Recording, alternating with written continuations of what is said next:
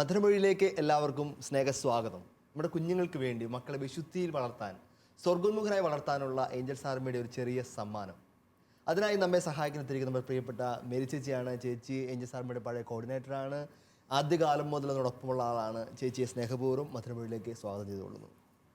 നമ്മോടൊപ്പമുള്ള കുടുംബം ബാംഗ്ലൂരിൽ നിന്നുള്ള ജോമി ചേട്ടനും സ്റ്റെല്ല ചേച്ചിയുമാണ്. അവർക്ക് 4 മക്കളുണ്ട്. രണ്ടുപേരെയും സ്നേഹപൂർവ്വം മധുരമൊഴിയുടെ എപ്പിസോഡിലേക്ക് സ്വാഗതം ചെയ്തുകൊള്ളുന്നു. വർഷങ്ങൾക്ക് മുമ്പ് എൻ്റെ ഒരു സുഹൃത്ത് പറഞ്ഞ മനോഹരമായ അനുഭവം എൻ്റെ ഓർമ്മയിലുണ്ട്. അവർക്ക് 3 മക്കളുണ്ട്. അവർ ആദ്യ പ്രസവമായിരുന്നു. 24-ാം വയസ്സിൽ ഒറ്റയ്ക്ക് പ്രസവത്തിന് വേണ്ടിയുള്ള സിസേറിയന് വേണ്ടി വെയിറ്റ് ചെയ്ത് ഇരിക്കുകയാണ്. അപ്പോൾ ഭയങ്കര പേടി, കണ്ണടയ്ക്കുമ്പോഴേ പേടിച്ച് നിലവിളിക്കുകയാണ്. അപ്പോൾ തൊട്ടടുത്ത് ആരും തന്നെ ഇല്ല, സ്വന്തക്കാരും റൂമിലില്ല. ഭർത്താവൊക്കെ പുറത്ത് നിൽപ്പുണ്ട്. അപ്പോൾ കുറേ നേരം കണ്ണടച്ച് ഇങ്ങനെ വിഷമിച്ച്, കർത്താവ് എവിടുന്നെങ്കിലും ഒരു രക്ഷ വരണേ, ഒന്ന് സഹായിക്കണമെന്നൊക്കെ വിളിച്ച് കണ്ണ് തുറന്നപ്പോഴത്തേക്ക് മുമ്പിൽ ഒരു സിസ്റ്റർ നിൽക്കുന്നു. വെള്ളം ഉടുപ്പൊക്കെ ഇട്ട് സിസ്റ്റർ നിൽക്കുന്നു. കണ്ടപ്പോൾ ഭയങ്കര സന്തോഷമായി. ഒന്നുകൂടി നോക്കിയപ്പോഴത്തേക്ക് ഇതേ സിസ്റ്ററാണ് ഈ ചേച്ചിയെ അമ്മ ഗർഭവതിയായിരുന്നപ്പോഴത്തേക്ക് അമ്മയുടെ സിസ്റ്ററിൻ്റെ സമയത്ത് അസിസ്റ്റ് ചെയ്ത പ്രായമുള്ളൊരു സിസ്റ്ററാണ്. പിന്നീട് ഈ സിസ്റ്റർ അമ്മ പരിചയപ്പെടുത്തി കൊടുത്തിട്ടുണ്ട്. അതേ സിസ്റ്റർ തന്നെ അതേ ഹോസ്പിറ്റലിൽ വർക്ക് ചെയ്യുന്നുണ്ട്. സിസ്റ്റർ ഭയങ്കര ആശ്വാസമായി ചേച്ചിക്ക്. അപ്പോൾ സിസ്റ്റർ പറഞ്ഞു, സിസ്റ്റർ പ്രാർത്ഥിക്കണം, ഈ ഭയങ്കര പേടി, മരിച്ചു പോകുന്ന പേടി പോലാകുമെന്ന് പറഞ്ഞു. സിസ്റ്റർ ഒന്നും പേടിക്കണമെന്ന് പറഞ്ഞിട്ട് കയ്യിലിരുന്ന ജവമാല എടുത്ത് വയറിലേക്ക് വെച്ച് കൊടുത്തിട്ട് കണ്ണടച്ച് അവിടെ ഒന്ന് പ്രാർത്ഥിച്ചു. ചേച്ചി പറഞ്ഞു, ഗ്രാജുവലി ഭയങ്കര ശക്തിയും ഉറപ്പും പേടിയിന്മേലുള്ള എല്ലാ വിടുതലൊക്കെ അവിടെ കിട്ടി. ഇതിനുശേഷം വളരെ ഒരു കുഴപ്പമൊന്നും തന്നെ ഇല്ലാതെ ആ സിസേറിയൻ കഴിഞ്ഞു. കുഞ്ഞൊക്കെ ഉണ്ടായി, ആൺകുട്ടിയായിരുന്നു. ഇത് 2ാമത് സിസേറിയന് സമയം, ഒരു ഏകദേശം 2 വർഷങ്ങൾക്ക് ശേഷം 2ാമത്തെ സിസേറിയൻ്റെ ഒരുങ്ങിയാണ്. അപ്പോൾ ചേച്ചി പഴയ ആദ്യത്തെ ഗർഭാവസ്ഥയിൽ പഠിച്ച കുറേ കാര്യങ്ങളുണ്ടല്ലോ, അതൊക്കെ ആയിട്ട് ഭയങ്കര ശക്തമായിട്ട് നന്നായിട്ട് പ്രാർത്ഥിച്ചിരുന്നു 2ാമത്തിന് വന്നേക്കുന്നത്. ചേച്ചിയുടെ കയ്യിൽ തന്നെ ജപമാലയുണ്ട്. കുറച്ചും ചേച്ചി ഇങ്ങനെ കൊന്തയില്ലി പഴയ അനുഭവങ്ങളുള്ളതുകൊണ്ട് തന്നെ നന്നായിട്ട് പ്രാർത്ഥിച്ചൊരുങ്ങി റിച്ചായിട്ട് പിന്നെ ഗ്രേസ്ഫുള്ളായിട്ടാണ് ഈ ഒരു പ്രഗ്നൻസി പീരീഡ് കൊണ്ടുപോയത്. അതുകൊണ്ട് ചേച്ചിക്ക് നല്ല ധൈര്യമുണ്ട്. 2ാമത്തെ സിസേറിയന് അപ്പിയർ ചെയ്യുമ്പോൾ പോലും ചേച്ചി ഇങ്ങനെ കൊന്തയൊക്കെ ചൊല്ലി കിടക്കുകയാണ്. പെട്ടെന്ന് ആരോ കരയുന്ന പോലത്തെ ഒരു ശബ്ദം കേട്ടു. അടുത്ത് തൊട്ടടുത്ത് ബെഡിൽ കിടക്കുന്ന ഒരു വളരെ ചെറുപ്പക്കാരിയായ പെൺകുട്ടി, അവൾ സിസേറിയന് വെയിറ്റ് ചെയ്യാണ്. അവൾ ഭയങ്കര ആദ്യം കുഞ്ഞു കരച്ചിൽ, പിന്നെ വലിയവായി കരച്ചിലായി. ചേച്ചി ഇങ്ങനെ കൈയൊക്കെ തട്ടി, മോൾ എന്ത് പറ്റി പറഞ്ഞോളൂ. അവൾ പറഞ്ഞു, ഞാനൊരു യാക്കോബായ പെൺകുട്ടിയാണ്, ആരും കൂടെ വരാനില്ലായിരുന്നു, ഭർത്താവിൻ്റെ ജ്യേഷ്ഠൻ മരിച്ചിട്ട് എല്ലാവരും ഭർത്താവിൻ്റെ വീട്ടിലാണ്, അമ്മ കിടപ്പ് രോഗിയാണ്, അതുകൊണ്ട് അമ്മയ്ക്കും വരാൻ പറ്റില്ല. അവളിങ്ങനെ ഭയങ്കര ഒരു അൺസർട്ടനിറ്റിയും അൺവാണ്ടഡ് എല്ലായിട്ടും കരച്ചിലും നിലവിളിയൊക്കെ ഇട്ടിരിക്കുകയാണ്. ചേച്ചി പറഞ്ഞു, ഒന്നും പേടിക്കണ്ട മോളെ, ഒന്നും പേടിക്കണ്ട, കർത്താവ് കരുതിക്കോളും, മോക്ക് കൊന്തയെല്ലാം അറിയാമെന്ന് ചോദിച്ചു. അപ്പോൾ അവൾ പറഞ്ഞു, ചേച്ചി നീ കൊന്തയെല്ലാം അറിയത്തില്ല. അപ്പോൾ ചേച്ചി ഇങ്ങനെ പതുക്കെ കൈയെത്തിച്ച് ഈ കൊന്തയും കൊടുത്തു. നീ ഇത് പിടിച്ച് ഉരുട്ടിക്കൊണ്ടിരുന്നോ, ഞാൻ ചൊല്ലിക്കോളാം, നീ പറ്റാവുന്ന കയറ്റി ചൊല്ലിക്കോളാൻ പറഞ്ഞു. ഇവർ രണ്ടും ഏകദേശം അരമണിക്കൂർ കൊന്തയൊക്കെ ചൊല്ലി. അരമണിക്കൂർ കൊന്തയിൽ കഴിഞ്ഞപ്പോഴത്തേക്ക് ചേച്ചിയെ കൊണ്ടുപോകാൻ വേണ്ടിയിട്ട് ആദ്യം നഴ്സ് വന്നു. അപ്പോൾ പോകാൻ നേരത്ത് ആ പെൺകുട്ടി വളരെ ആശ്വാസപൂർവ്വം കരച്ചിലൊക്കെ മാറി ശാന്തതയൊക്കെ ആയി ജവമാല ഉരുട്ടിക്കൊണ്ടിരിക്കുക. ചേച്ചി പറഞ്ഞു, നീ ധൈര്യമായിട്ടിരുന്നോ, ഞാൻ നിനക്ക് ജവമാല തന്നിട്ട് പറയുകയാണ്, ഞാൻ ഇതുവരെ ചൊല്ലിയ എല്ലാ ജവമാലയുടെയും സകല ഗ്രേസും നിനക്ക് കിട്ടുന്നതായിരിക്കും. ഇത്രയും പറഞ്ഞിട്ട് ചേച്ചി പറയുകയാണ്, ഞാൻ അങ്ങനെ ആ ഓപ്പറേഷൻ തിയേറ്ററിലേക്ക് പോയപ്പോഴേക്കല്ല ഈ പാവപ്പെട്ട കരഞ്ഞ കൊച്ചിൻ്റെ മുഖം മാത്രമേ എൻ്റെ മനസ്സിലുള്ളൂ.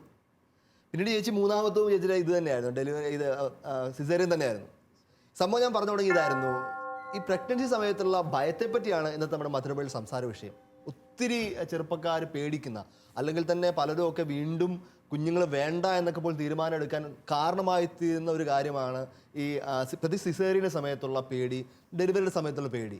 ഈ സമയത്ത് പേടിയെ എങ്ങനെ നമുക്ക് ഭയങ്കര ദൈവാനുഗ്രഹത്തിൻ്റെ കൃപയുടെ അവസരങ്ങളാക്കി മാറ്റാം, അതാണ് നമ്മുടെ ഇന്നത്തെ മധുരമൊഴിയിൽ സംസാര വിഷയം. അപ്പോൾ നമുക്ക് നമ്മുടെ കുടുംബത്തിൽ നിന്ന് തുടങ്ങാം.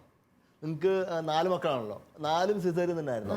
അപ്പോൾ ഇങ്ങനെ പറയാൻ വളരെ ആധികാരികമായിട്ട് പറയാൻ 2 പേർക്ക് പറ്റുന്നതായിരിക്കും. നിങ്ങൾ പറഞ്ഞു തുടങ്ങിക്കോളൂ. മൂത്ത മോനെ പ്രഗ്നൻ്റ് ആയ സമയത്ത് ഫസ്റ്റ് കൺസൾട്ടേഷൻ തന്നെ ഡോക്ടർക്ക് എന്തോ ഒരു സംശയം തോന്നി. അവർ അപ്പോഴെ തന്നെ സ്കാനിങ്ങിന് റെഫർ ചെയ്ത്. അപ്പോൾ ഫസ്റ്റ് സ്കാൻ റിപ്പോർട്ട് വന്നപ്പോൾ ഡോക്ടർ എഴുതി തന്നു. അവർ ഒരു പേപ്പറിൽ വരച്ചിട്ട് പറഞ്ഞു, ഇതിന് സാക്ക് ഇല്ലാത്തൊരു കുഞ്ഞാണ്, ഹാർട്ട് ബീറ്റ്സ് ഇല്ലാത്തൊരു കുഞ്ഞാണ്, ദിസ് ഇസ് 99.5 മിസ്കാരേജ് എന്ന് പറഞ്ഞു. എന്നിട്ട് എന്നോട് പറഞ്ഞു, ശരി എന്താണേലും 2 ആഴ്ചയോടെ നമുക്ക് വെയിറ്റ് ചെയ്യാം, 2 ആഴ്ച നിങ്ങൾ വന്ന് ഒരു സ്കാൻ കൂടെ ചെയ്യാൻ പറഞ്ഞു. അപ്പോൾ ശരി, ഞങ്ങൾ 2 പേരും വീട്ടിലോട്ട് പോന്നു. പക്ഷേ ഈ കാര്യം വേറെ ആരുടെ അടുത്തും പറയാനോ അതിനെക്കുറിച്ച് ഒരു ടെൻഷനോ ഒരു പേടിയോ ഒന്നും തോന്നിയില്ല. ദൈവം തരുന്ന കുഞ്ഞിനെ ദൈവം ആഗ്രഹിക്കുന്നെങ്കിൽ അത് പൂർണ്ണ വളർച്ചയിൽ എത്തിച്ചു തരും എന്നൊരു വിശ്വാസമായിരുന്നു. അതുപോലെ 2 ആഴ്ച കഴിഞ്ഞ് പിന്നെ അടുത്ത കൺസൾട്ടേഷൻ ചെയ്യുന്നപ്പോഴത്തേക്കും അടുത്ത സ്കാനിങ്ങിൽ കാണുന്നത് കുഞ്ഞിന് ചെറുതായിട്ട് ഹാർട്ട് ബീറ്റ്സ് ഉണ്ട്, പിന്നെ ഒരു ചെറിയൊരു ഇമ്പ്രൂവ്മെൻ്റ് ഉണ്ട്. അപ്പോഴും ഡോക്ടർ പറഞ്ഞു, ശരി ഇനി നമുക്ക് വെയിറ്റ് ചെയ്യാം, ഒന്നും പിന്നെ ഒരു കൺഫർമേഷൻ പറയാറായിട്ടില്ലെന്നാണ് പറഞ്ഞത്. അപ്പോൾ മൂന്നാമത്തെ കൺസൾട്ടേഷൻ ഞങ്ങൾക്ക് ഇവിടുന്ന് ബാംഗ്ലൂരിൽ നിന്ന് നാട്ടിൽ വെച്ച് സിസ്റ്റർ മേരി മാർസലസിന്റെ അടുത്താണ് പോകാനായിട്ട് സാധിച്ചത്.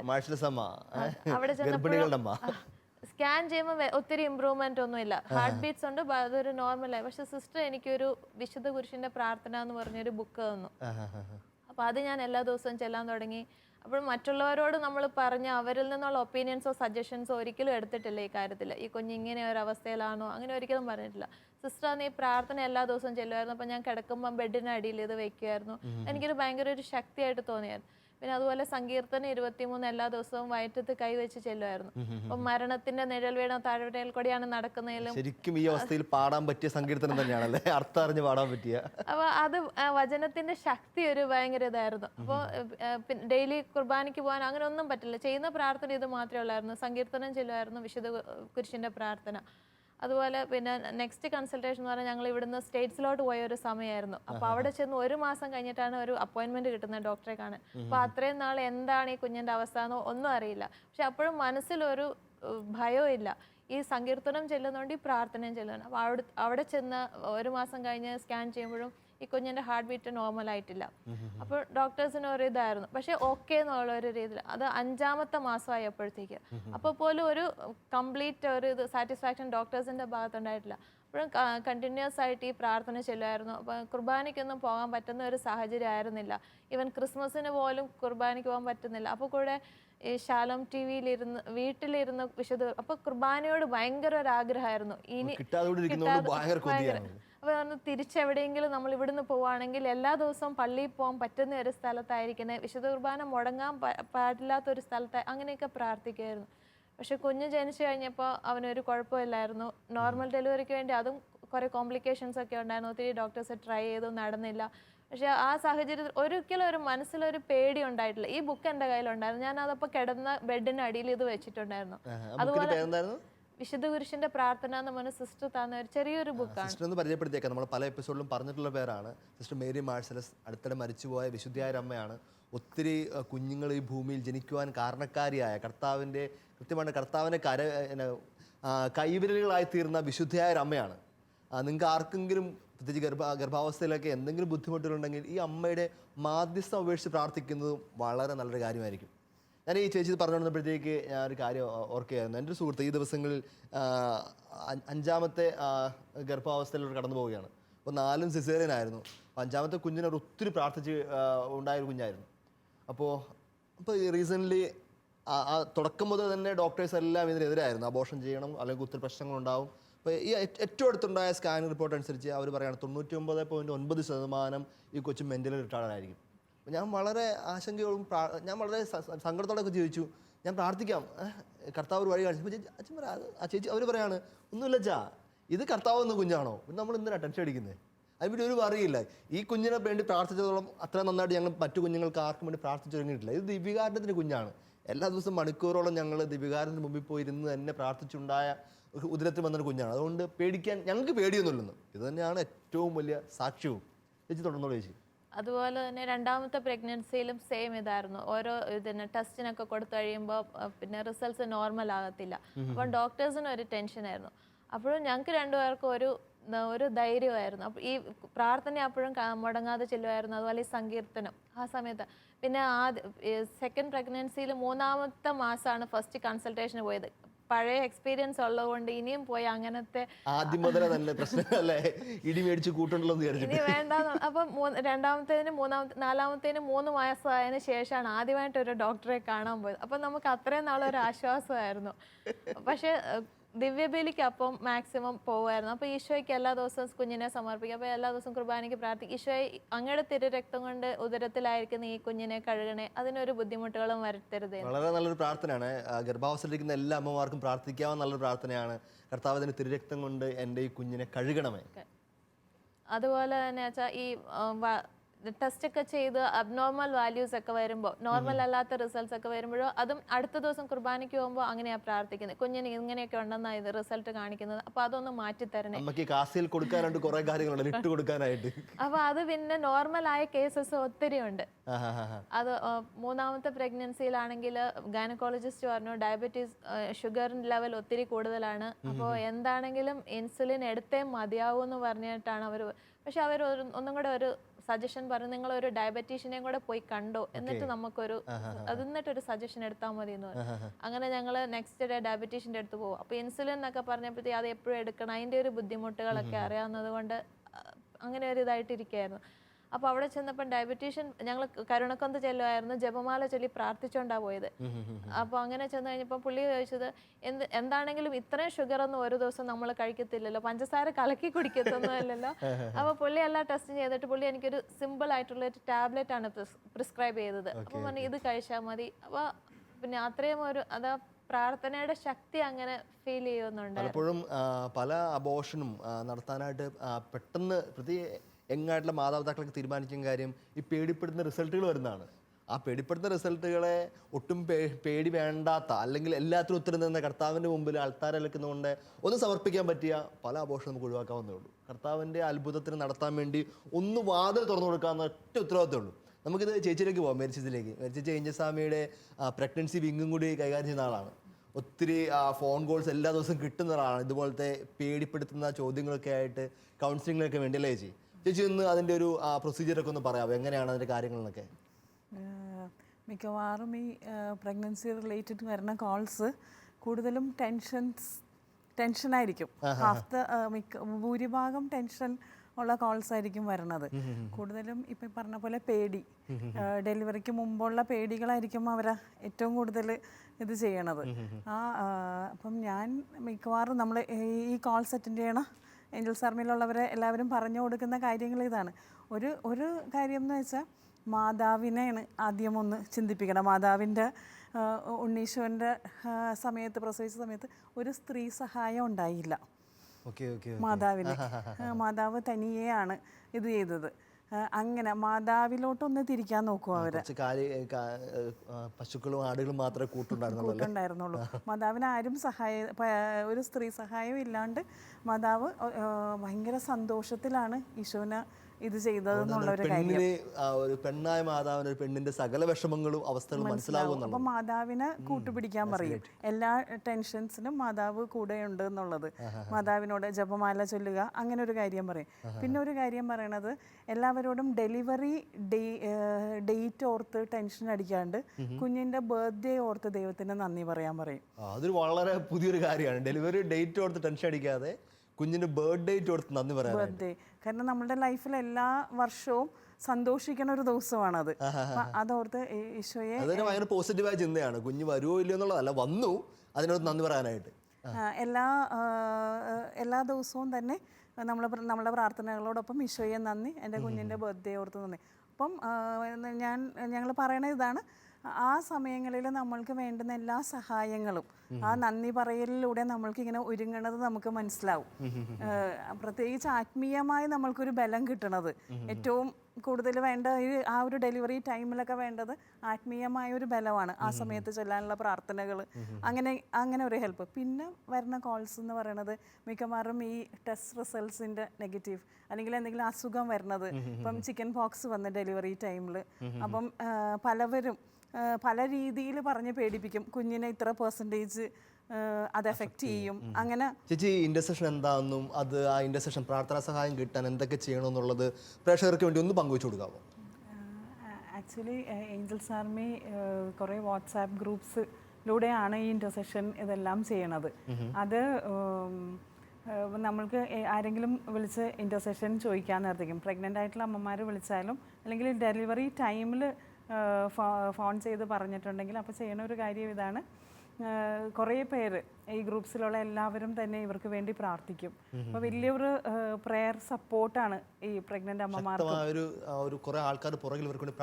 വേണ്ടി പ്രാർത്ഥിക്കാനുള്ളത്. നമ്മുടെ ഏഞ്ചൽസ് ആർമിയുടെ വെബ്സൈറ്റിൽ ആക്ച്വലി ഇതിന് അവർക്ക് പ്രെയർ റിക്വസ്റ്റ് ഇടാനായിട്ടും എല്ലാ സൗകര്യങ്ങളും ഉണ്ട്. അല്ലാണ്ട് തന്നെ ഏഞ്ചൽ സാറിൻ്റെ ഓഫീസിലോട്ട് വിളിച്ചാലും അതിനുള്ള ഫോൺ നമ്പേഴ്സ് എല്ലാം വെബ്സൈറ്റ് അവൈലബിൾ ആണ്. വെബ്സൈറ്റിൽ എല്ലാ കാര്യങ്ങളും അവൈലബിൾ ആണ്. ഉദരഫലം സമ്മാനം എന്നുള്ള ഒരു ലീഫ്ലെറ്റും അവൈലബിൾ ആണല്ലോ. 9 months പ്രഗ്നൻ്റ് അമ്മമാർക്ക് പ്രാർത്ഥിച്ചൊരുങ്ങാനായിട്ടുള്ള ലീഫ്ലെറ്റും വെബ്സൈറ്റിൽ അവൈലബിൾ ആണ്. അപ്പൊ അച്ഛാ ഉദരഫലം എന്നുള്ള ലീഫ്ലെറ്റ് ഞാനും പ്രാർത്ഥിക്കുമായിരുന്നു. ഏഞ്ചൽ സാറിന്റെ ലീഫ്ലെറ്റ് ലീഫ്ലെറ്റ്. അപ്പോൾ ഈയിടെ ഒരു സംഭവം ഉണ്ടായത്, എൻ്റെ ഒരു ഫ്രണ്ട് കുറെ നാളായി അത് ചോദിക്കുന്നുണ്ട്. അപ്പോൾ ഞാൻ പലപ്പോഴും മറന്നു പോവായിരുന്നു. അപ്പോൾ കഴിഞ്ഞ ദിവസം ചേച്ചി പിന്നെ എന്നോട് പറഞ്ഞു എനിക്കൊന്ന് അത് അയച്ചു തരാമോ എന്ന് ചോദിച്ചു. അപ്പോൾ എന്തിനാന്ന് ഒന്നും ഞാൻ ചോദിച്ചില്ല. അപ്പോൾ ശരി, വെബ്സൈറ്റിൽ നിന്ന് ഡൗൺലോഡ് ചെയ്ത് മലയാളവും ഇംഗ്ലീഷും ഞാൻ ആ ചേച്ചിക്ക് അയച്ചു കൊടുത്തു. അത് കഴിഞ്ഞ് കിട്ടിക്കഴിഞ്ഞപ്പോഴാണ് ആ ചേച്ചി എന്നോട് പറഞ്ഞത് എൻ്റെ ആ ചേച്ചിയുടെ ഇളയ കൊച്ചി ഇപ്പോൾ 6 വയസ്സ് 7 വയസ്സാകുമ്പോഴേ. അപ്പം പറഞ്ഞു എൻ്റെ കുഞ്ഞുങ്ങൾ ഉദരത്തിലായിരുന്നപ്പോൾ എനിക്കത് ചെല്ലാൻ പറ്റിയില്ല. അപ്പോൾ ഇപ്പോൾ എനിക്കത് അവർക്ക് വേണ്ടി ഓരോരുത്തർക്ക് മാറി മാറി വേണ്ടി ചെല്ലണം, അതിന് വേണ്ടിയിട്ടാണ് ഞാനത് വാങ്ങിച്ചത്. അപ്പോൾ എനിക്കത് ഭയങ്കര അപ്പോൾ ഞാൻ കൊടുക്കാതിരുന്നായിരുന്നെങ്കിൽ അതൊരു മോശമാകുമായിരുന്നല്ലോ എന്ന് പെട്ടെന്നൊരു ഇതുണ്ടായിരുന്നു. ഈ സംഭവം ഞാൻ നന്നായിട്ട് സ്ട്രെസ് ചെയ്യാൻ ആഗ്രഹിക്കുന്ന ഭാഗമാണ്. എനിക്ക് പരിചയമുള്ള അമ്മ ഇത് വളരെ മനോഹരമായിട്ട് ചെയ്തിട്ടുണ്ട്. അവരിതൊക്കെ കേട്ട് കഴിഞ്ഞപ്പോൾ അവർ പറയുകയാണ് എൻ്റെ മക്കൾക്ക് വേണ്ടിയൊന്നും എനിക്കിത് ഒരുങ്ങാൻ പറ്റില്ല. ഇത് കേട്ടുകൊണ്ടിരിക്കുന്ന പലരുടെ വിഷമം ഇതാണ്. ഇവർ പറയുന്നു ഇവർ 6 മാസം അല്ലെങ്കിൽ 9 മാസം അല്ലെങ്കിൽ 1 വർഷമായിട്ട് ഒരുങ്ങി എന്നൊക്കെ പറയുമ്പോഴത്തേക്ക് പറഞ്ഞു നമുക്കത് പറ്റില്ലല്ലോ. കുറ്റബോധം വിചാരിക്കേണ്ട. അതിനുള്ള ഉത്തരം ചേച്ചി പറഞ്ഞ് നിങ്ങൾക്ക് വീണ്ടും ഒരു 9 മാസം പിറകിലേക്ക് പോയിട്ട് അല്ലെങ്കിൽ 10 മാസം പിറകിലേക്ക് പോയിട്ട് ഓരോ മക്കൾക്കും വേണ്ടി പ്രാർത്ഥിച്ചൊരുങ്ങാം. അങ്ങനെ ഉണ്ടായ അത്ഭുതങ്ങളുണ്ട്. ചില മക്കളുടെ ചില പ്രത്യേക സ്വഭാവ വൈകൃതങ്ങൾ അല്ലെങ്കിൽ ചില തെറ്റായ ദുശീലങ്ങളൊക്കെ പോലും ചെറുപ്പക്കാരായ മക്കൾക്ക് വേണ്ടി ഒരു അമ്മ 10 മാസം പ്രാർത്ഥിച്ചൊരുങ്ങി കഴിഞ്ഞപ്പോഴത്തേക്ക് ശക്തമായ വിടുതലും മാറ്റവും കർത്താവ് കൊടുക്കുന്നുണ്ട്. ഞാൻ വീണ്ടും ചേച്ചി പറഞ്ഞ പഴയ കാലത്തേക്ക് തിരിച്ചു വരാൻ ആഗ്രഹിക്കുകയാണ്. പേടിയുടെ കാര്യത്തിലേക്ക്. പേടിയാണല്ലോ, അല്ലെങ്കിൽ പ്രഗ്നൻസി പീരീഡിലെ പേടിയാണല്ലോ. എൻ്റെ ഒരു കൂട്ടുകാരി എൻ്റെ കൂടെ തന്നെ പഠിച്ചതാണ്, ഡിഗ്രി പഠിച്ചൊരു പെൺകുട്ടിയാണ്. അവൾ പ്രഗ്നൻ്റ് ആയി കഴിഞ്ഞപ്പോഴത്തേക്ക് ആദ്യത്തെ അബോട്ടിലായി പോയിരുന്നു. അപ്പോൾ രണ്ടാമത്തെ ആയപ്പോഴത്തേക്ക് ഏകദേശം അത് സിസേറിയൻ ആകുമെന്നൊക്കെ ഒരു കേസിലേക്ക് ഉറപ്പൊക്കെ വന്നു. പുള്ളിനെ വിളിച്ചു പറഞ്ഞു ജെറിനൊന്ന് സഹായിക്കണം, പ്രാർത്ഥിക്കണം. ഞാൻ എന്ത് പറയാനാണ്, പ്രാർത്ഥിക്കാം, ഞാൻ എന്ത് ഉപദേശം കൊടുക്കാനാണ് ഇക്കാര്യത്തിൽ, എനിക്ക് ഒരു അനുഭവം ഇല്ലാത്ത കാര്യമാണല്ലോ. അപ്പോൾ ഞാൻ പറഞ്ഞു ഞാൻ ഒരാളുടെ നമ്പർ തരാമെന്ന് പറഞ്ഞു. വിളിച്ച് ആരാ? ഞാൻ പറഞ്ഞു എൻ്റെ വേറൊരു സുഹൃത്തിൻ്റെയാണ്. ആ ചേച്ചി 5 കുഞ്ഞുങ്ങളുണ്ട്, 5ഉം ഇതായിരുന്നു, 5ഉം സിസേറിയനായിരുന്നു, അതിൻ്റെ ഒരെണ്ണം ടിൻസുമാണ്. അപ്പോൾ നല്ല അനുഭവം ഉണ്ടായിരിക്കും, നിനക്ക് ഉറപ്പായിട്ട് ഗൈഡൻസ് കിട്ടുമെന്ന് പറഞ്ഞു. അപ്പോൾ ഈ ഇവള് ഭയങ്കര പേടിച്ച് ഈ ചേച്ചിനെ ഫോൺ വിളിച്ച് കുറച്ച് അത് കഴിഞ്ഞൊരു അരമണിക്കൂർ ഞാൻ വിളിച്ചിട്ട് പേടിയൊക്കെ പോയി. കാരണം 5 അടുത്തൊക്കെ നിൽക്കുമ്പോൾ നമ്മൾ ഒരെണ്ണത്തിന് പേടിക്കുന്നതെന്ന് ചേച്ചി പറഞ്ഞിട്ട് ഞാൻ അത് ചിന്തിച്ചോണ്ടിരുന്നത്. ഇവിടെ ഒരെണ്ണം ഒരു സിസേറിയനൊക്കെ തന്നെ ആകുന്നതിനെ പേടിച്ച് അയ്യോ വേണ്ടെന്നൊക്കെ വിചാരിക്കുമ്പോൾ 4 കഴിഞ്ഞ് കൂളായിട്ട് ഇനിയും പോരാ, ഒരു കുഴപ്പമില്ല. ചേച്ചി പറഞ്ഞു തുടങ്ങി. അപ്പോൾ ഞങ്ങൾക്ക് എന്ന് വെച്ചാൽ എല്ലാ ദിവസവും ഈ കുഞ്ഞു കൺസീവ് ആയ സമയം മുതൽ ഈ ഓഡിയോ ബൈബിള് പഞ്ചിക്കലച്ചൻ വായിച്ച ഓഡിയോ ഉണ്ട്. അപ്പൊ അത് എല്ലാ ദിവസവും ഇങ്ങനെ പ്ലേ ചെയ്യുമായിരുന്നു. പകൽ സമയത്തും രാത്രി മെയിൻ ആയിട്ട് നമ്മൾ കിടക്കുമ്പോഴും കൂടുതലായിട്ട് സങ്കീർത്തനങ്ങൾ. അപ്പൊ 150 സങ്കീർത്തനവും എനിക്ക് തോന്നുന്നു ഈ കുഞ്ഞ് ഒരു പ്രാവശ്യം ആയിരിക്കത്തില്ലേ ബൈബിൾ മുഴുവൻ കേട്ടിട്ടുണ്ടാവുക, പല പ്രാവശ്യം റിപ്പീറ്റഡ് ആയിട്ട് കേട്ടിട്ടുണ്ടാവും. അത് ഭയങ്കര ഒരു ശക്തിയാണ്. അപ്പൊ നമ്മളൊക്കെ ഇടയ്ക്ക് ഇങ്ങനെ ഉറക്കം തെളിയുന്ന സമയത്തും കേൾക്കുന്നത് വചനമാണ്. അപ്പൊ മനസ്സിൽ അങ്ങനെ ഒരു രാത്രി ഉണ്ടാവും, അത് കിടക്കുന്നതിന് അടുത്ത് തന്നെ വെച്ച് പ്ലേ ചെയ്യുന്നുണ്ടാവും. ഞാനിത് ഈ ഭാഗം ഒന്നുകൂടി ഒന്ന് എടുത്തു പറയാൻ ആഗ്രഹിക്കുകയാണ്. പ്രത്യേകിച്ച് മേരിച്ചേച്ചി കൂടി ഇരിക്കുമ്പോഴത്തേക്ക് അതിനത് പറയണം. കാരണം മേരിച്ചേച്ചിയുടെ ഭർത്താവായ മാർട്ടിൻ ചേട്ടനാണ് POCക്ക് വേണ്ടി ഓഡിയോ ബൈബിൾ ചെയ്തിരിക്കുന്നത്, ഫുള്ള് ഓഡിയോ ചെയ്തിട്ടുണ്ട്. അതുപോലെ തന്നെ നമ്മുടെ കരുണയുടെ അല്ലേ ദൈവകരുണയുടെ അപ്പസ്തോലയായ വിശുദ്ധ ഫൗസ്തീനായുടെ ഡയറി മുഴുവൻ ഓഡിയോ ചെയ്തിട്ടുണ്ട്. ഇതൊക്കെ ഉറപ്പായിട്ട് പ്രഗ്നൻസി പീരീഡിൽ വീട്ടിൽ ചുമ്മാ ആയിട്ട് കേട്ടാൽ മതി. എൻ്റെ ഒരു സുഹൃത്തുണ്ട് ഫിലിപ്പൈൻസിൽ, എൻ്റെ ഇടവകയുള്ള ചേട്ടനാണ്. പുള്ളി ഇപ്പോൾ ഒരു 70 വയസ്സൊക്കെ കഴിഞ്ഞ്. പുള്ളി ചെയ്യുന്ന മനോഹരമായ മിനിസ്റ്റർ ഉണ്ട്. അത്യാവശ്യം പൈസയൊക്കെ ഉള്ള വീട്ടിൽ ചേട്ടനാണ്. പുള്ളി എപ്പോഴും പോയി ഒരു കിറ്റ് നിറച്ച് എല്ലാ മാസം പോയി ഇത് മേടിക്കും, ചെറിയ സ്പീക്കർ മേടിക്കും. സ്പീക്കറിൻ്റെ പുറകെ തന്നെ USB കുത്താവുന്ന ചെറിയ സ്പീക്കർ കിട്ടുമല്ലോ. ഞാൻ പുള്ളി ഇതെൻ്റെ മിനിസ്ട്രിയാണെന്ന് പറയുന്നത്. പുള്ളി ഞാൻ ഇതെന്ത് മിനിസ്ട്രി? നമ്മൾ വീട്ടിൽ പോയപ്പോഴത്തേക്ക് എല്ലാ മൂലയ്ക്കും ഇതിരിപ്പുണ്ട്. വീടിൻ്റെ പല മൂല, ഓരോ മുറിയിലും. ഒരു മുറിയിലാണെങ്കിൽ അവിടെ എപ്പോഴും കരുണക്കൊന്ത ഡിവൈൻ മെർസി ചാപ്റ്റർ പ്ലേ ചെയ്തുകൊണ്ടിരിക്കുക, വേറെ മുറി ചെന്നപ്പോഴത്തേക്ക് കൊന്ത പ്ലേ ചെയ്തുകൊണ്ടിരിക്കുക. അപ്പോൾ പുള്ള മകൻ എന്നോട് പറഞ്ഞു അച്ഛാ ഇത് പപ്പായ്ക്ക് ക്രേസ് ആണ്, പപ്പയുടെ ഏറ്റവും വലിയ മിനിസ്റ്റർ ചെയ്താൽ. പപ്പ എല്ലാ മാസവും കുറച്ച് സാധനം മേടിച്ചിട്ട് വന്നിട്ട് പപ്പ വിസിറ്റ് ചെയ്യുന്ന രോഗികൾക്കൊക്കെ സമ്മാനം കൊടുക്കും. അതിൻ്റെ കൂടെ ഒരു USB നിറച്ച് കൊന്തയോ അല്ലെങ്കിൽ ബൈബിളോ അല്ലെങ്കിൽ ഡിവൈൻ മെർസി ചാപ്റ്ററിലേക്ക് ഫില്ല് ചെയ്തിട്ട് എല്ലാവർക്കും കൊടുത്തേക്കും. കാരണം അവരുടെ വീട്ടിലേക്ക് ചുമ്മാ ഓടിക്കൊണ്ടിരിക്കട്ടെ. ഭയങ്കര ശക്തമായ ഒരു ഒരു ഒരു സംഭവം തന്നെയാണ് ഈ വചനം കൊണ്ട് വീട് ചുറ്റുപാട് അന്തരീക്ഷമൊക്കെ നിറച്ച്. അപ്പം അമ്മ കേട്ടോണ്ടിരിക്കുമ്പോൾ കുഞ്ഞ് മുഴുവൻ, അമ്മ ഉറങ്ങുമ്പോഴും കൊച്ചുണർന്നിരിക്കുവാണല്ലോ. ഇതെല്ലാം അങ്ങ് കയറിക്കൊണ്ടിരിക്കുകയല്ലേ. മേരിച്ചേച്ചി തുടർന്ന് പറഞ്ഞോളൂ. ആക്ച്വലി ഇപ്പോൾ പറഞ്ഞല്ലോ ഓഡിയോ കേൾക്കണ കാര്യം, അതിന് പ്രഗ്നൻ്റ് അമ്മമാർക്ക് വേണ്ടിയിട്ട് ഏഞ്ചൽസ് ആർമി ഒരു പ്രഗ്നൻസി ആപ്പ് ചെയ്യുന്നുണ്ട്. അത് ഓഡിയോ ആയിട്ടും അല്ലാണ്ടും അവർക്ക് ഡെയിലി അവർ പ്രഗ്നൻ്റ് ആയിരിക്കണ ആ സമയത്ത് എപ്പോഴും ഡെയിലി കേൾക്കാൻ പറ്റുന്ന മൊബൈൽ ആപ്പ് അതിൻ്റെ അകത്ത് വചനം ഉണ്ടാവും, ഓഡിയോ ആയിട്ട് സങ്കീർത്തനങ്ങളുണ്ടാവും. അത് അതിൻ്റെ ആ ഒരു വർക്ക് നടന്നുകൊണ്ടിരിക്കുവാണ്. ഓക്കെ. അപ്പോൾ ഉറപ്പായിട്ടും ഈ ദിവസങ്ങളിൽ തന്നെ എല്ലാ പ്രഗ്നൻ്റ് അമ്മമാർക്കും ഉള്ള മൊബൈൽ ആപ്പ് ഉറപ്പായിട്ടും ഏഞ്ചൽസ് ആർമിയിൽ നിന്ന് വരുന്നതായിരിക്കും. അത് നല്ലൊരു ഗുഡ് ന്യൂസ് കൂടിയാണ്. ചേട്ടാ, അപ്പോൾ നമ്മൾ കുടുംബത്തിലേക്ക് തന്നെ നമുക്ക് തിരിച്ചു വരാം. കുടുംബത്തിലേക്ക് ഇനി നിങ്ങൾ എങ്ങനെയാണ് ബാക്കി കാര്യം 4 മക്കളുടെ സമയത്തുണ്ടായ ഇതും സ്ട്രഗിൾസും, പ്രത്യേകിച്ച് പ്രത്യേകിച്ച് നിങ്ങൾ ബാംഗ്ലൂരൊക്കെ താമസിക്കുന്നതുകൊണ്ട് തന്നെ ഒരു ഭയങ്കര സ്ട്രഗ്ലിംഗ് പീരീഡ് ആണല്ലോ. ഒന്നാമത്തെ ഇതായിരുന്നു സിസേറിയൻ ആയിരുന്നു, രണ്ടാമത്തെ കഴിയുമ്പോൾ തന്നെ ആൾക്കാർ ക്വസ്റ്റ്യൻ ഒക്കെ ചോദിച്ചു തുടങ്ങുന്നു, പ്രത്യേകിച്ച് ഹോസ്പിറ്റലിൽ നിന്നൊക്കെ തന്നെ. അങ്ങനെയുള്ള മനോഹരമായ വിചിത്രമായ അനുഭവങ്ങളൊക്കെ നിങ്ങൾക്ക് കിട്ടിയിട്ടുണ്ടോ? ധാരാളമുണ്ട്. ഞങ്ങൾ മൂന്നാമത്തെ കുട്ടി ഉണ്ടായപ്പോൾ ഞങ്ങളിപ്പം ഒന്നാമത്തെ കഴിഞ്ഞ് 2, 3, 4 ചെയ്ത ഒരേ ഡോക്ടറാണ്. അപ്പം ഡോക്ടർ 4 സിസേറിയൻ വരെയൊക്കെ ചെയ്യാൻ കോൺഫിഡൻ്റ് ആണ്. പക്ഷേ ഡോക്ടർ പറയുന്നത് 30ാമത്തെ വീക്കിൽ ഞാൻ കുഞ്ഞിനെ പുറത്തെടുക്കും, 36ാമത്തെ. അപ്പം ഞാൻ മറ്റ് ഡോക്ടേഴ്സിനോടൊക്കെ ചോദിച്ചപ്പം അവർ പറയുന്നത് പ്രോ ലൈഫ് ഡോക്ടേഴ്സിനോടൊക്കെ ചോദിക്കുമ്പോൾ ഇവിടുന്ന് 39 വീക്കിലൊക്കെ എടുത്താൽ മതി, അപ്പോൾ അത്രയും വരെ നമുക്ക് വെയിറ്റ് ചെയ്യാം. പക്ഷേ ഡോക്ടറിന് അതിനൊരു ധൈര്യമില്ല. അപ്പം ഞങ്ങളിങ്ങനെ പ്രാർത്ഥിച്ചുകൊണ്ടാണ് പോകുന്നത്. അപ്പം ആദ്യത്തെ ഒരു 3ാമത്തെ കുട്ടി ഉണ്ടായപ്പോഴത്തേക്കും ജൂൺ 27 നിത്യസഹായ മാതാവിൻ്റെ ഒരു ഫീസ്റ്റാണ്, ഒരു 150 വർഷത്തിലൊരു ഫീസ്റ്റായിരുന്നു. അപ്പോൾ അന്ന് ഉണ്ടാകണമെന്ന് ഞങ്ങളിങ്ങനെ ചുമ്മാ പ്രാർത്ഥിച്ചു. അപ്പം ഡോക്ടർ ആ പ്രാവശ്യം ആ 39 വീക്ക്, അത് അന്ന് 39 വീക്കായിരുന്നു. ഡോക്ടർ അത് ഓർത്ത് 39 വീക്ക് എന്നാക്കി ആ ദിവസം കുഞ്ഞ് വന്നു. അപ്പോൾ 4ാമത്തെ കുട്ടി വന്നപ്പം ഡോക്ടർ ജൂലൈ മാസം 13-ാം തീയതിയാണ് ഞങ്ങളുടെ ഒരു 39ാമത്തെ വീക്ക് കഴിഞ്ഞ് 40-ലോട്ട് കടക്കുന്ന ആ ദിവസം. അത് റോസാമിസ്റ്റിക്ക മാതാവിൻ്റെ പെരുന്നാളുമാണ്. അപ്പോൾ ഞങ്ങൾക്ക് ഭയങ്കര ആഗ്രഹമായിരുന്നു അന്നത്തെ ദിവസം കുഞ്ഞുണ്ടാവണമെന്ന്. അപ്പോൾ ഡോക്ടർ 1-ാം തീയതി ഡോക്ടർ നാട്ടിൽ പോവാണ്. 10 ദിവസം, അത് 12-ാം തീയതി ഡോക്ടർ തിരിച്ചു വരത്തുള്ളൂ. അപ്പോൾ അതിനിടയ്ക്ക് എന്തെങ്കിലും സംഭവിച്ചു പോകുന്നുള്ള പേടി ഡോക്ടറിനുണ്ട്. അപ്പോൾ ഞങ്ങളോട് പറഞ്ഞു 30-ാം തീയതി ഞങ്ങൾ ഹോസ്പിറ്റലിൽ വരാൻ പറഞ്ഞു. ഞങ്ങൾ ചെന്നപ്പോൾ ഞങ്ങൾ പ്രാർത്ഥിച്ചുകൊണ്ടാണ് പോകുന്നത്, ഈശോയെ ഡോക്ടറിൽ നീ പ്രവർത്തിക്കണമേ എന്ന്. അപ്പോൾ ഞങ്ങൾ കറക്റ്റ് ചെല്ലുമ്പോൾ ഡോക്ടർ ഇരുന്ന് ആ ഒരു റൂമിൽ ക്ലീനിങ് നടക്കുന്നുണ്ട്. ഡോക്ടർ വേറെ റൂമിലോട്ട് വന്നു.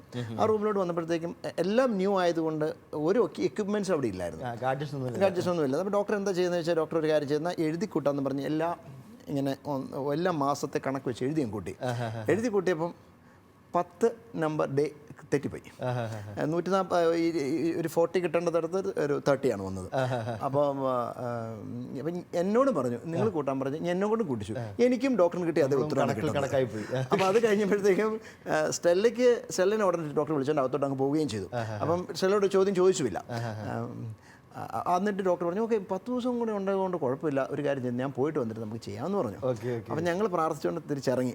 അപ്പം ഞങ്ങൾക്ക് മനസ്സിലായി, ഇവൾ ഇറങ്ങി വന്നപ്പോൾ മനസ്സിലായി ഇത് തെറ്റിപ്പോയെന്ന്. പക്ഷെ അപ്പോൾ വീണ്ടും തിരിച്ചു പോയി തിരുത്താൻ പോയില്ല, കാരണം ഞങ്ങൾക്ക് കൃത്യമായ ഒരു ബോധ്യമുണ്ടായിരുന്നത് പരിശുദ്ധാത്മാവിടെ പ്രവർത്തിച്ചതാണെന്ന്. എന്നിട്ട് പിറ്റേ ദിവസം രാവിലെ ഡോക്ടറിനെ വിളിച്ചിട്ട് പറഞ്ഞു ജോമിൻ എനിക്ക് തെറ്റിപ്പോയി, നിങ്ങൾ ഉടനെ ഒന്ന് അഡ്മിറ്റ് ചെയ്തോളാം പറഞ്ഞു. അപ്പോൾ ഞാൻ ഡോക്ടറിനോട് പറഞ്ഞു ഡോക്ടറെ അതിൻ്റെ പേരിൽ ഒരു റിസ്ക്കും ഉണ്ടാവില്ല, ഞങ്ങൾ ഡോക്ടറിനെ കുറ്റപ്പെടുത്തില്ല, ലെറ്റ് us pray എന്ന് തന്നെ നമുക്ക് പ്രാർത്ഥിക്കാമെന്ന് ഞാൻ പറഞ്ഞു. അപ്പോൾ ഡോക്ടർ പറഞ്ഞു അങ്ങനെയാണെങ്കിൽ ഞാൻ റെഡിയാണ്. അപ്പോൾ ഡോക്ടർ 10-ാം തീയതി മുതൽ ഞങ്ങൾ 12-ാം തീയതി വരെ ഡോക്ടറെ കാണുന്നില്ല. സിസേറിയന് ചെല്ലുമ്പോഴും ഡോക്ടർ 12-ാം തീയതി നൈറ്റാണ് ഡോക്ടർ വന്നത്. അപ്പോൾ വിളിച്ചു, ഞങ്ങൾ വന്നോളാം എന്ന് പറഞ്ഞു. ഡോക്ടറിന് അനിയത്തിയെ ഞങ്ങൾ പോയി കണ്ടതിന് ഒരു ദിവസം മുമ്പ് ജസ്റ്റ് ഫോർ ചെക്കപ്പ്. എന്നിട്ട് 13-ാം തീയതി ഡോക്ടർ തിയേറ്ററിലേക്ക് വന്നു. ഞാൻ കാണുന്നില്ല, നേരത്തെ തിയേറ്ററിൽ വന്നു. കുഞ്ഞിനെ സിസേറിയൻ കഴിഞ്ഞ് ഇറങ്ങി വന്നപ്പോഴത്തെ എന്നോട് പറഞ്ഞു ഇറ്റ്സ് എ ഗേൾ ചൈൽഡ് എന്ന് പറഞ്ഞു. ഡോക്ടർ ഇവിടെ കൊണ്ടുപോയി ഡോക്ടർ ഒരു റൗണ്ട്സിന് പോലെ അങ്ങോട്ട് വന്നപ്പോഴത്തേക്ക് ഞാൻ ചോദിച്ചു ഡോക്ടർ എങ്ങനെയായിരുന്നു. അപ്പം ഡോക്ടർ ഏകദേശം ഒരു 60 വയസ്സോളം പ്രായമുള്ള ഏകദേശം 100 കണക്കിന് ഡെലിവറി എടുത്തിട്ടുള്ള ഒരു ഡോക്ടറാണ്, എക്സ്പീരിയൻസ് ആയിട്ടുള്ള ഡോക്ടറിനോട് പറയാം I could feel the power of the prayer. എനിക്ക് ആ പ്രാർത്ഥനയുടെ ശക്തി എനിക്ക് ആ ഓപ്പറേഷൻ തിയേറ്ററിൽ അനുഭവപ്പെട്ടു എന്ന്. അപ്പോൾ ഡോക്ടർ പ്രതീക്ഷിച്ചിരുന്ന ഒരു പ്രശ്നങ്ങളും ഉണ്ടായില്ല, ബ്ലഡോ ഒന്നും കൊടുക്കേണ്ട ഒരു ആവശ്യവും വന്നില്ല. എല്ലാം കർത്താവ് ക്രമീകരിച്ച് കൊണ്ടുവന്ന് നമ്മളെ ഒരാൾ ആരെങ്കിലുമൊക്കെ പല റിസൾട്ടിൻ്റെ പ്രശ്നങ്ങളിൽ പേടിപ്പിക്കാൻ ശ്രമിച്ചാൽ പോലും പരിശുദ്ധാത്മാവ് അവരിലൂടെ പ്രവർത്തിച്ച് അവർക്ക് ധൈര്യം കൊടുക്കുമെന്നുള്ള ഒരു വലിയ പാഠമാണ് ഞങ്ങൾക്ക് അതിലൂടെ. ഭയങ്കര ഒരു പ്രൊക്ലമേഷൻ അല്ലേ? അതെ, ഒരു ശരിക്കൊരു വചനപ്രഘോഷത്തിന് വലിയൊരു ഇഫക്റ്റ് അവിടെ കൊടുക്കാൻ പറ്റി. എൻ്റെ ഒരു ഫ്രണ്ട് കാനഡയിൽ നിന്ന് ഉള്ള അവരുടെ 3ാമത്തെ പ്രഗ്നൻസിയിൽ വലിയ സീരിയസ് ഒക്കെ ആയിരുന്നു, കോംപ്ലിക്കേഷൻ ഒക്കെ ആയിരുന്നു. അപ്പോൾ ഭർത്താവും അവരുടെ കൂടെ തിയേറ്ററിലുണ്ടായിരുന്നു. അപ്പോൾ ഇവർ തിയേറ്ററിലേക്ക് കയറി ചെന്നപ്പോൾ മുതൽ തന്നെ ചേട്ടൻ രണ്ട് കയ്യിൽ പിടിച്ചിട്ടുണ്ട്, ഇങ്ങനെ ഒരു സ്തുതിച്ചുകൊണ്ടിരിക്കുകയാണ്, തിയേറ്ററിൽ കയറി സ്തുതിച്ചുകൊണ്ടിരിക്കുകയാണ്. അപ്പോൾ ഡോക്ടേഴ്സിനും നഴ്സിനൊക്കെ ഇതൊരു സ്ട്രേഞ്ച് ആയിട്ട്, മജോറിറ്റി എഥeiസ്റ്റുകളാണ് അവിടെ, അല്ലെങ്കിൽ തന്നെ എഥeiസ്റ്റുകളാണെങ്കിൽ പോലും പള്ളിയിൽ പോകുന്നവരെ പ്രാക്ടീസിങ് കാത്തലിക്സ് അല്ല. അപ്പോൾ അവർക്ക് അതിന് സ്ട്രേഞ്ച് ഫീലിംഗ് ആണ്. അപ്പോൾ അനസ്തേഷ്യ കൊടുത്തു ഹാഫായിട്ട്, എന്നിട്ടും അതായത് നട്ടലിലാണ് കൊടുത്തത്. ആ സമയത്തും ചേച്ചി സ്വിച്ചുകൊണ്ടിരിക്കുന്നു, ചേട്ടൻ കൈ 2 പിടിച്ച് സ്വിച്ചുകൊണ്ടിരിക്കുന്നു. സീസറിന് ഫുൾ ടൈം കുഞ്ഞ് പുറത്തേക്ക് വരുന്ന കുഞ്ഞിനെ സ്വീകരിക്കാനായിട്ട് ചേട്ടൻ കൈ നീട്ടുന്നത് വരെ ഒരു നിർത്താതെ സൂചിച്ചുകൊണ്ടിരിക്കുകയാണ്. ഇതെല്ലാം കഴിഞ്ഞിട്ട് doctor, is not a Catholic at all, by birth കാത്തലിക്കാണ്. പുള്ളി പറയാണ്, this delivery it's a really divine experience for me. അതായത് ഒരു എത്തീസ്റ്റുകളുടെ നടുവിൽ നിന്ന് ഭയങ്കര ഒരു സാക്ഷ്യം കൊടുക്കാനായിട്ട് ഇത് എനിക്ക് തന്നെ ഒരു ഡിവൈൻ എക്സ്പീരിയൻസ് ആവുന്നുള്ളൂ. ഇത് തമ്പുരാൻ ഇവരുടെ ഈ അനുഭവം പറഞ്ഞാൽ ആലോചിക്കുമായിരുന്നു, എത്ര പേർക്ക് പിന്നീട് പുറകെ വരുന്ന എന്തോരം പേരെ ധൈര്യപ്പെടുത്താനായിട്ട് ആ ഡോക്ടർ തന്നെ ഒരു ശക്തിയായിരിക്കും. 100 കണക്കിന് ഇനിയും കുഞ്ഞുങ്ങളെ പുറത്തേക്ക് കൊണ്ടുവരാനുള്ള ആളാണല്ലോ. അവസാനം ഒരു ചോദ്യം കൂടി ചോദിച്ചിട്ട് സമയപരിമിതി അവസാനിപ്പിക്കുകയാണ്.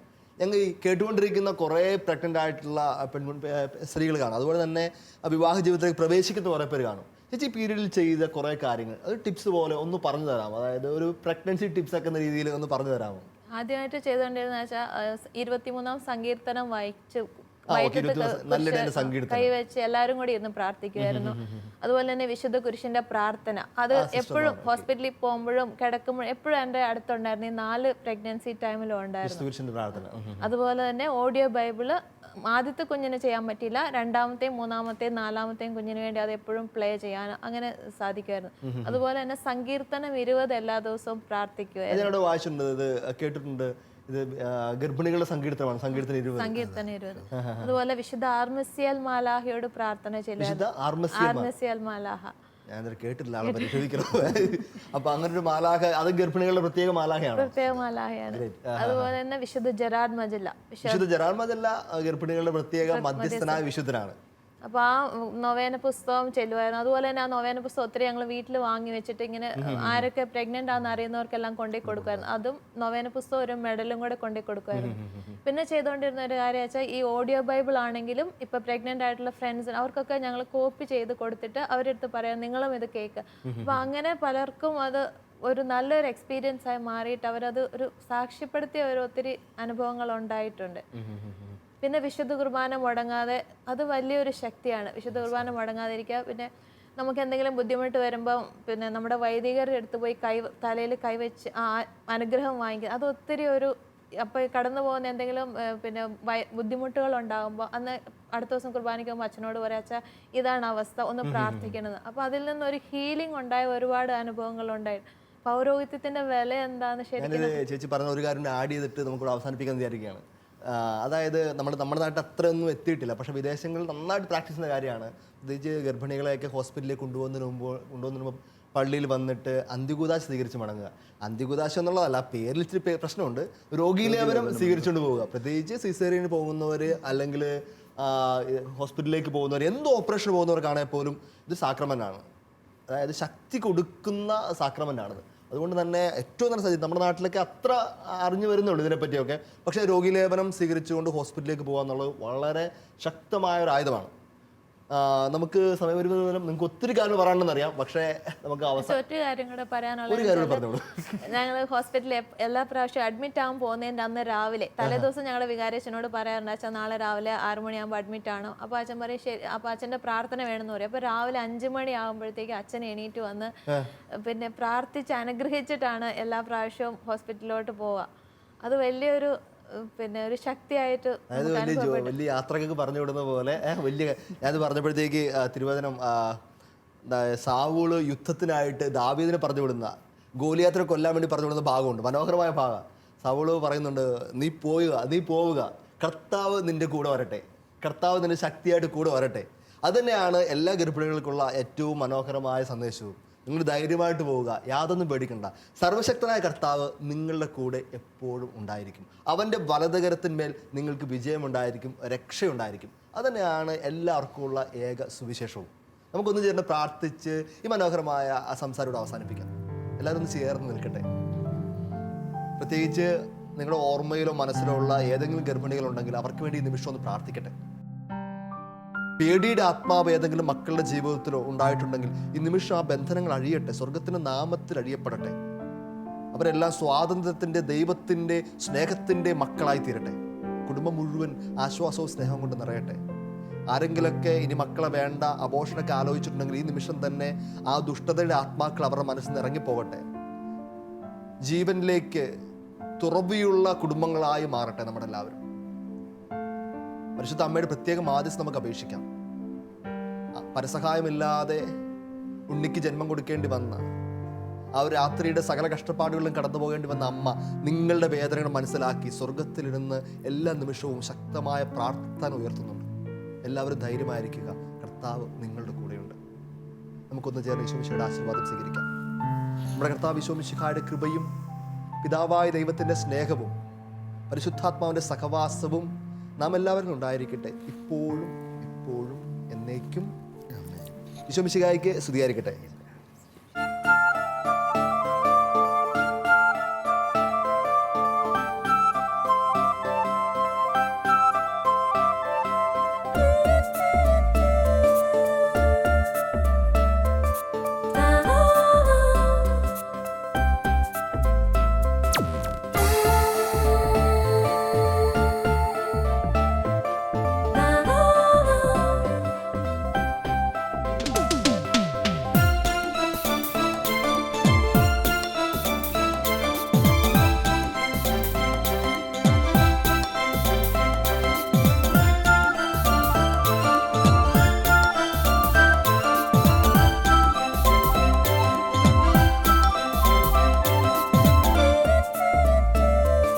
മധുരമൊഴി